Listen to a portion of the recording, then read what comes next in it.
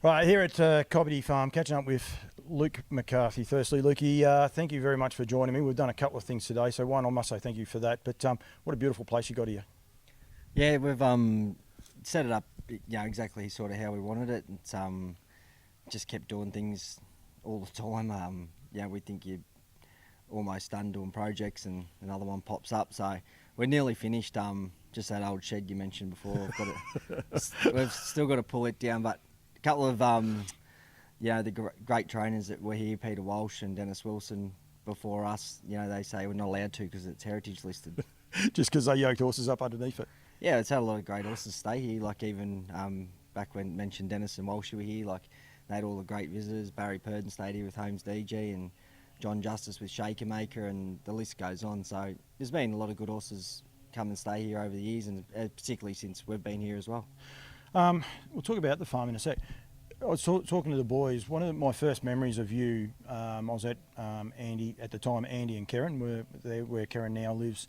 Still lives now, but you were a young boy, and you were basically doing the rounds of all the good stables, and you were just. I remember watching you. You were just like a sponge, and you're sort of still that same way. But you're, I suppose, you like learning, don't you? And you like the history of the sport at the same time.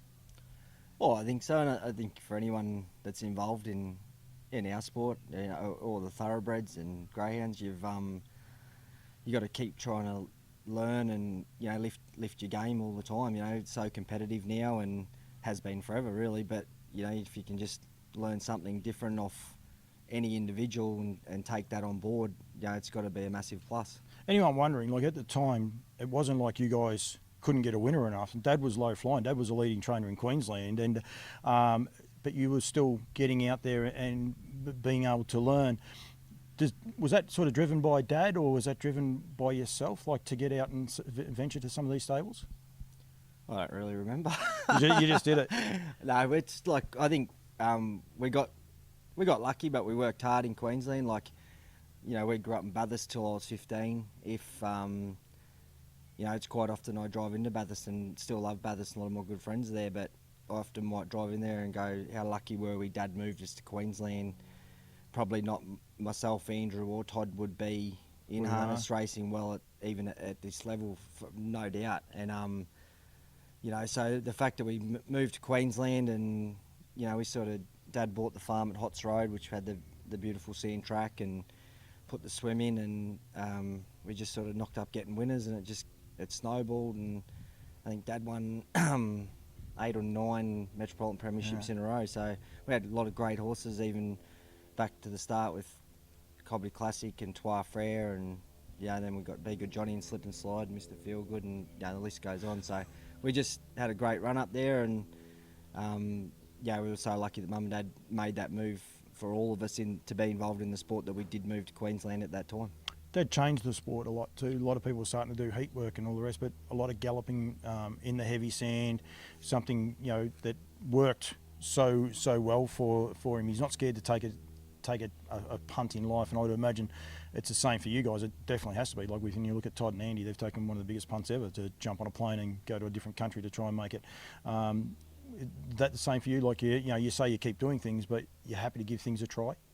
Oh, for sure. And I think, as you mentioned, when we first went to Queensland with that sand track, it was a matter of trial and error, and it was only 600 metres with a good hill, but it was that natural sand, and we just gallop them, and that's what my dad's probably one of the best conditioners I've ever seen. He knew exactly how much to give them at what time, and he'd always drill it into us. If they get tired, just pull them up.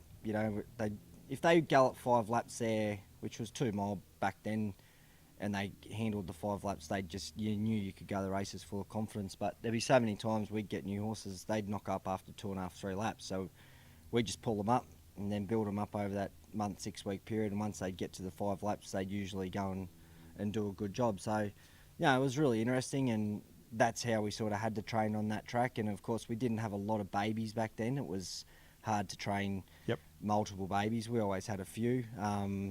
We'd make, still do a bit of work with them at home. We'd have to make the effort to go to Gold Coast or Albion Park and to get them up and going gated wise. But no, it was a really great time, and I loved growing up in Queensland. Yeah, it was a bit of fun, and you know, you never know. Like the way Queensland racing's going, Cobbity Farm might be. Well, you have got a stadium base there, and you might be going back there soon at some stage. Who knows? You never know what will happen, mate. It's a good place to go. Brad Steele will be watching. He'll be saying, "Come on, Luke, come back. There's no worries." Here, mate. You say that you think you've got everything. Beautiful swimming hole. Not that far from the shed. It's one of the things you said there before. Everything's close proximity. Water walker. You say you've almost got everything. You've got a couple of treadmills as well that aren't that far away. Is there something that you'd like to have that you've seen or heard about, and something else you'd like to probably have here? Well, I don't think so. I think we've got it pretty well covered now. We've sort of got, like you said, mentioned, we've got the swim, and the water walk are just fantastic tools for their legs, you know, and especially getting the work into them, and the longevity of the horses, you know, with the way we do it. Like, even we were talking off air before, but like Washaki won 5 Truers, and, you know, for King to come out and win the last 3 Miracle Miles. So, you know, we're really proud for them top horses that can stay at that top level for so long, and, you know, we'll just keep trying to do that. One of the things I hear a lot of is, especially with the Americans, is this once they're fit and racing, is just tick them over, if you like, and just keep. Is that something that you've adopted here? Because watching, and you may correct me or not, but they go on the walker for a while, have a good walk, then they stand in the cross ties, then you take them out and work them. Then you said back into the water walker, then, you know, finished, and immaculately how they're finished afterwards. But is that what a lot of what you guys are about? Is that recovery once they're at race fitness? I think so. And, you know, I think everybody in the sport's clued on to that now. You know, a lot of the sports science, and especially, you see the thoroughbreds are at the beach straight after a run all the time, and, you know, same as ours, they go straight in the water for a couple of days, and, you know, and a lot of people at Menangle at the training centre, they do the same, and, you know, it's just the way of the industry now. And football players, everything's recovery. You know, they're racing so hard. You just got to try and keep them sound and healthy. Do you enjoy the racing, the hard racing? As a trainer, like, you enjoy the way you race now at Menangle, because it is brutal? Look, yeah, I do. It's I love mile racing at Menangle. Yep. I think the 2300s I'm not a massive fan of. They're boring races, but big fan of the Menangle miles, and I still love 1,000-metre tracks. Grew up driving Albion Park on the Gold Coast. Great racing. So, look, I think you just got to enjoy wherever you race, and hopefully you got the horses good enough. Do you think Menangle, it's one of the things, the New South Wales, I think it was 9 New South Wales horses in the Inter-Dominion final, and just the way they finish off, do you think like this Menangle track gives you guys here in New South Wales a massive advantage now in these Grand Circuit races? Or is it just the evolution of, you know, we see it from time to time? One year Queensland's the strongest state, Victoria, and right at the minute it appears New South Wales is the strongest state? Oh, yes and no. I don't really think we are. You know, I think, yeah, I know we've won some of the big races, but you know, look at Clayton Emmers and Rock and Roll Do, and, you know, they're great horses as well. It's just it's who gets the right run in these sort of races now, and all of a sudden you'll see Leap to Fame over the next 2 or 3 years could be potentially the best Grand Circuit horse for the next 3 seasons. So, you know, it's just about, it's probably numbers of quality horses, and I think it's pretty even everywhere now. Your tracks here, you've got what's your small circuit track, I would say, and a straight track. You've got another track here that unfortunately through quarantine you can't get access to it. Do you enjoy having the diversity of tracks? One thing, doing this media job, I go around, I think that's one thing, if anyone was setting a place up, for mine you need to have sort of 2 or 3. Do you enjoy that part of it, having more tracks? I know there's more expense, but do you enjoy it? Oh, for sure. It just gives you options and mentally keeps them a bit different. You know, it's we're really pedantic about keeping really soft and conditioned and watered. You know, we're probably doing it 4 or 5 times a morning to make sure the track's spot on. And yeah, we've really had a good run with the hill track. It's comes straight off the main track onto the hill, and you scoot from the bottom of the hill to the top of the hills over 400 metres, so it's longer than Menangle Straight, and it's got quite a good hill in it. So, you know, they're teaching them to go that long way in a straight line. Mentally, I think it's good for them. But it's not the be-all, end-all. I think you've got to just have the good horses. That's the biggest thing. Which you've rattled off names, and I've forgotten about some of the horses, you know, that you guys have had over the journey. So they both work, you know, both work together. There's no problems there. I think, you know, the good horses you have aren't a fluke. That's why you are able to get them. So, but then being able to, I suppose, maintain them, keep them, like you said, King of Swing, you know, just his longevity, the way he raced was always hard. He was up the front. He was there to be beaten, but he just kept getting the job done year after year. Yeah, he was a great horse, and even good mate of mine, Gary Hall. Thanks for sending him over, because Senior rang up one day and said, "Oh, I'm going to send this horse over to you," and he didn't suit Gloucester Park. He thought he'd suit Menangle better, and Gary works in the heavy sand, and he said, "You just do the opposite to what we do, and just see if it turns him around." And we hardly worked him. He just swum, border walked, have a light canter, and it suited him. He's a very American horse, King of Swing, big stallion, and I think he thrived on the hard runs at Menangle, but then doing nothing in between. And just an absolute pleasure to have. And like won 3 Miracle Miles, he retired sound, probably could have won 4. So, he's been really well received in the breeding barn. He was booked out in 4 days, so hopefully he can throw a good horse. Did you? I'm not going to ask you. I'm definitely not going to ask you your best horse by any stretch, or the horse you had, because there's so many of them. But was he something special to your King of Swing? Like, I remember watching the Inter Dominion, and it was at Bathurst, actually your hometown, and you more or less stood him up against the shed instead of parading him, because it's a small parade ring, because he can be a bit of a naughty boy and everything. But then you go out onto the track, and he's just this beautiful horse, and he just stands there and he puts his head down. Is he one of those horses, I suppose, that's a bit special to you? Oh, for sure. And he's a big stallion, so you had to be careful with him. The main reason I'd stand over the side light, because he wore that real short cart. If I got in, I didn't want him to kick me. He wouldn't kick me, but he might kick at another horse if it got too close to him. So I'd just wait till we got on the track, then I'd jump in case he give me a boot. But as soon as he was on the track, he'd jog around off the bit. He'd stand there in front of the crowd, looking at the crowd. He's very smart, and just a pleasure to drive and be associated with. Do you still have the hunger? Like, I mean, you mentioned a lot of the, Gary Hall and those guys, and they sort of always get these good horses, and then there's a bit of a drop off, if you like, and I don't know what happens. Definitely, like Gary, he's probably getting older. That's one of the things there. But do you still have this hunger to continually get Kings of Swings out there? I reckon I do again now. I think when he retired, and and then we sort of went into winter, and that I hardly drove actually. We went to Queensland for 3 months and just sort of cruised along, and we've been pretty quiet after that. Had a quieter winter, but we've got actually half a dozen new Kiwis in the barn, and half a dozen really nice yearlings rising too that we really like, and a couple of really good horses as well. So I think more so now than ever. You got that? I've got keen again, so we'll look forward to the new year. You got another horse here too. A little horse from Horsham Bondi Lockdown, which I'm excited to see, and I know a few people are going to be excited to see how he steps up. I'm not going to ask you how he's going, because that's but it'll be great to see him step out in your colours. I said to you there off air, the McCarthy name. I've always wondered what makes it, if you like, or what makes it. You look at Andy, you look at Todd, what they were able to do there. You look at Dad and Mum, how long they've been in the sport. Butchers that have been to Queensland, came back here. I know great parents, great grandparents. I've seen that side of them as well. What is it, can you put a handle on why the McCarthys are so successful and have been for so long? I think, as we mentioned before, Dad set it up for all of us, moving us to Queensland, and, initially he was just going to work sort of half a dozen when we first went up there, and started getting a lot of winners, and it just snowballed, and, we all sort of fell into the business through Dad, and I think just the luck of going to Queensland and getting some good horses, and and always Dad always taught us a good work ethic as well. So we're never afraid to actually get in and work. And then of course Andy went to the States when he was 21, more so to go and learn how.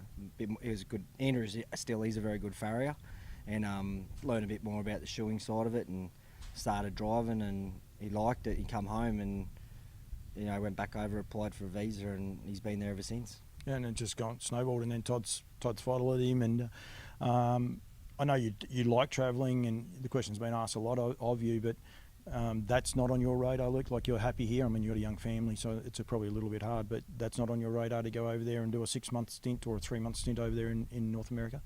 Oh, I'd love to, and as you mentioned, like with Toddy going over, he's flying, and Andy deserves a lot of the credit for that, for the hard yards he done. He went to Poconos and Chester and done the hard yards and cracked into the top end. And Dexter and Todd thank Andrew a lot before he's helped getting them going, and now them two boys are almost the best two drivers in the world. So that watching them, I'll follow very closely, of course, and yeah, I'd love to go back again one year, whether it's this year, next year, the one after, and maybe take some horses and do a few months. Our stud season's finished, mid to late January. Once the Miracle Mile's over, there's not a lot of open class racing in Australia other than the Queensland Carnival. So, maybe I'd like to do a summer there, our winter, go there instead of Queensland. That's exciting. That's cool. And take horses, like that's another step. I know a lot of guys have done it over here, but taken one. But by the sounds, you're maybe a handful of horses over and campaigning for a fair period of time. Oh yeah, and it's the world's a small place now. It's easy to do. When I went there in my late 20s, I took Fleur de Lille and Slip and Slide. He'd had a throat issue, and I took him over to get Norm Deshawn to do his throat. The top throat surgeon in America, we couldn't fix him, and he retired. He's a show horse with Jordan Stratton's wife, and Fleur had earned $750 here when she went, but she was an I think she was an M10 or something. It was hard for her. There wasn't a lot of mares raced around, so we took her over, and in that period of time that I was there, she mainly just raced at Yonkers, but she earned $250,000 in 6 or 7 months. So, it's fantastic money, particularly for mares, and you just fly in, and of course we've got all the contacts there as well, which makes it a lot easier. Yeah, it does indeed. That's exciting. So, not this season, I would imagine, but it's something you might be planning for, at the end of the 2024 season. 2023 season, start of the 2024 season. Yeah, I don't think it wouldn't even really need to plan it too much. You could just. Are you saying that could happen this year? No, I'm not saying that. But Belinda's watching this and she's like, "What?" I'd love to. I'd love to go and do another little campaign. I reckon it'd be really good. Oh, it would be. If you need a media man, just give me a yell. I'm happy to go. I'm sure you'll have a lot of people that'll turn around and say they'll go as well. I'm not going to hold you up for too much longer. I do appreciate all the time that you have given me. The drivers, I've done a chat with Jack Callaghan, depending on how I edit things up, which one goes up first and when it does. One, you must be wrapped with how he's progressed through with Spirit of St. Louis. The pair of them grew together, I suppose, if you like, last year. And even before that, you said you were in Queensland, Aldebaran Ravani, the job that he'd done with a handful of a trotter, like he's done a good job. The job Jack's done, but also all the drivers that have come through over the journey with you. Do you enjoy seeing these guys, or these boys, become men and being a major part of the harness racing industry? Oh, for sure, and I've been lucky to have so many good blokes work here, and sort of particularly started as young guys that have just really thrived and done well, and Matty Rue, Chris Geary, Jack, there's a list of them, but Jack's just a natural talent. His dad's a very good trainer and driver himself, so he always had the ability.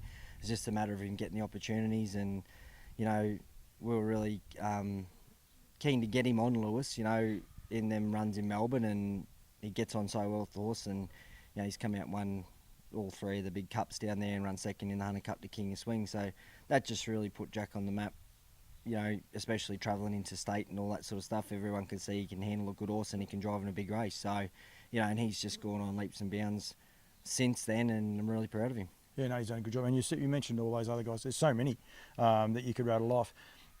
Was that something that, when you started training, and, when I said to you before, when I saw you as a young person, did you actually think you'd be training, young people, not your kids, and helping them get a start in this industry that you and I love? And, it's diminishing and there's less and less people taking part. You're doing a great job because you're getting these young guys in and giving them a foothold. Is that something that you saw you were going to be able to do, and do you look back and say it's actually pretty cool? Oh, not really. Yeah, it's cool when you see them going good. Like, I'm so happy for all of them and proud of them. But at the time, they're just your mates. You just, they're keen on the sport and want to come and work for, a bigger stable. And we're hanging out with them every day. They're your mates. So you're not really there to learn or anything. That as such, it just happens for them, And if they've got the natural abilities, particularly driving. And like mentioned over the years, Matty Rue runs second on the premiership when he was here, Metropolitan Premiership, and won a Miracle Mile, because he's the second string driver. And Chris Geary's been here since he was 15 on and off, and he's back driving in Sydney and going really good again, and Jack's flying. So, I think you're just hanging out and working, and, if work hard and get a bit of luck, it just sort of rolls on. was talking to Jack there before because he went, oh, look at us. What's happened here? The camera, we're out of the shot, but that doesn't matter. It does. We'll walk back that way now. I don't know what happened there. We must have started. It doesn't matter. It'd be fine. We'll just leave it like that. That's what I do. I said to him there before about travel because he went to New Zealand. He actually ventured over to New Zealand on New Zealand Cup Day. He said he'd love to take a horse back over there. Is that, like I said to you before about travelling, would that be something on the radar for Cobbity Farm? It's a little bit against what you said. You don't like the long distance racing, but something like a New Zealand Cup, would that be something Cobbity Farm would like to target? Yeah, I don't dislike long distance racing. I just like mile racing. But we've had a lot of luck in long distance races, 100 Cups, and we've taken, for a reason, run third in the New Zealand Cup. Went really good. Cobbity Classic run second in the New Zealand Cup. So we've been over a couple of times. We just probably haven't had the right horse at the right time to do it. Like Kings was always set for the 100 Cups and Miracle Miles, and it might have jeopardised that, sort of short distance racing preparation to go to a New Zealand Cup. So, I think as the years roll on, you'll see a lot more Australian horses be keen to have a crack at it, and it's obviously one of the most prestigious races you could win, and it would be really good one day if we had the right horse to go over for it. Last question, which could take a little while. Cobbity Farms. Well, you've got so much going on, but the stay-in section of it, like it would be definitely wouldn't have been something on your radar, I reckon, even 5-6 years ago. But it's full on now. We've got Harasta Trotters here. We've trotting stay-ins here. You've got King of Swing horse that you've raced. I reckon that'd be a great buzz horse that you've raced, had so much fun with. In a couple of years, you're going to be able to race his progeny around and hopefully win. You got For a Reason, who's just doing a cracking job. Bling It On, another horse. They just keep getting the job done. Do you enjoy that side of it? Having the stay-ins and being part of the farm, and was that ever something that you thought you'd be doing as big as what you are now? I'd say no to answer that question first. It sort of, to start with, it was when Bling It On had that nasty fall in Brisbane, and he ripped his knee open, and he had the time out, and we talked with the owners and sort of thought, maybe we'll collect him, through that downtime when he was doing all his rehab with the knee, and of course For a Reason had retired as well, so it worked in to do them too. And of course Blender's had so much experience with it.